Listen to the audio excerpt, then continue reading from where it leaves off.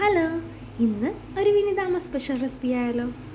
Beef steak ചെയ്യാൻ വാങ്ങിയേനെ. Steak ചെയ്യാൻ അറിയാൻ പാലാത്തതുകൊണ്ട് ആ സ്റ്റീക്ക് വെച്ച് ഒരു തരിയുടെ തട്ടിക്കൂട്ട് പരിപാടി. സിമ്പിളാണ്, പെട്ടെന്ന് ഉണ്ടാക്കി തീരാവുന്നതാണേ.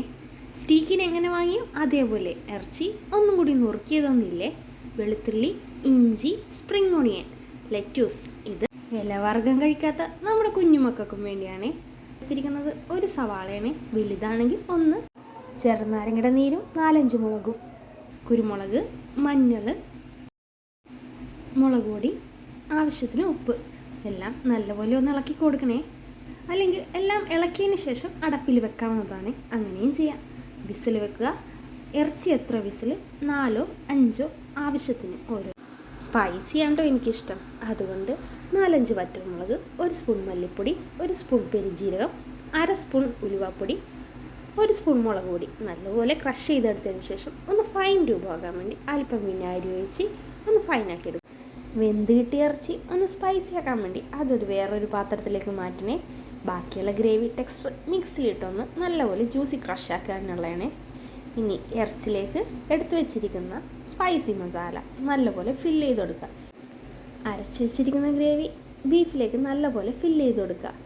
ഫില്ല് ചെയ്ത് ഒന്ന് അടച്ചു പൊത്തി ഒരു 2 മിനിറ്റോ 5 മിനിറ്റോ വെയിറ്റ് ചെയ്യാവുന്നതാണ്. ജസ്റ്റ് ഒരു ഷാലോ ഫ്രൈ ആണ് നമ്മളിവിടെ ചെയ്യുന്നത്. ഇനി പാനിലേക്ക് ബട്ടർ ഇട്ട് നല്ലപോലെ പാനൊന്ന് വഴറ്റിയെടുക്കുക. ബീഫിനൊരു പ്രത്യേക ഫ്ലേവർ നൽകാൻ വേണ്ടി അല്പം ബട്ടറും അല്പം ഗാർലിക്കും, അതൊരു നല്ലൊരു കോംബോയാണ്. 1/2 സവാളയും കൂടി ചേർത്ത് 4-5 റോസ്മേരി, ഡ്രൈ ആയതുകൊണ്ട് 4-5 മതിയേ. അധികം ഇട്ടതിനാൽ ഫ്ലേവർ ടേസ്റ്റ് അത് കുത്തിനേ നിൽക്കും. അത് ചിലർക്ക് ഇഷ്ടപ്പെടണമെന്നില്ലേ.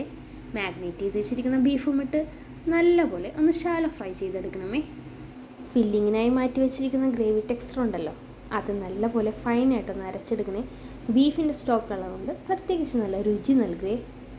അരച്ച് വെച്ചിരിക്കുന്ന ഫില്ലിങ്സ് എല്ലാം ബീഫിലേക്ക് തന്നെയാണ് ഇട്ട് കൊടുക്കുന്നത്. ഒരു നല്ലൊരു ഗ്രേവി ടെക്സ്ചർ ടേസ്റ്റ് നൽകുകയെ. ബീഫിലേക്ക് ഈ ഗ്രേവി എല്ലാം ഒന്ന് ഇറങ്ങാൻ വേണ്ടി ഒരു 5 മിനിറ്റോ 10 മിനിറ്റോ ഒന്ന് അടച്ച് വെച്ച് വേവിക്കാവുന്നതാണ്. ഇഷ്ടപ്പെടുന്നവർക്ക് അങ്ങനെയും ചെയ്യാവുന്നതാണ്. 2 തരത്തിൽ ഇത് നമുക്ക് കഴിക്കാവുന്നതാണ്. ഗ്രേവിയോടുകൂടി ഡ്രൈ ആക്കിയും കഴിക്കാവുന്നതാണ്. സെർവിങ് പ്ലേറ്റിലേക്ക് നല്ലപോലെ സെർവ് ചെയ്ത് മന്തി റൈസിൻ്റെ ഒപ്പം ഈ ബീഫ് കോംബോ നല്ലപോലെ ചേർന്ന് പോവുകയെ. കഴിച്ച് കമൻറ്റ് ചെയ്യണം, ലൈക്ക് ചെയ്യണം, സബ്സ്ക്രൈബും ചെയ്യണേ. ബൈ.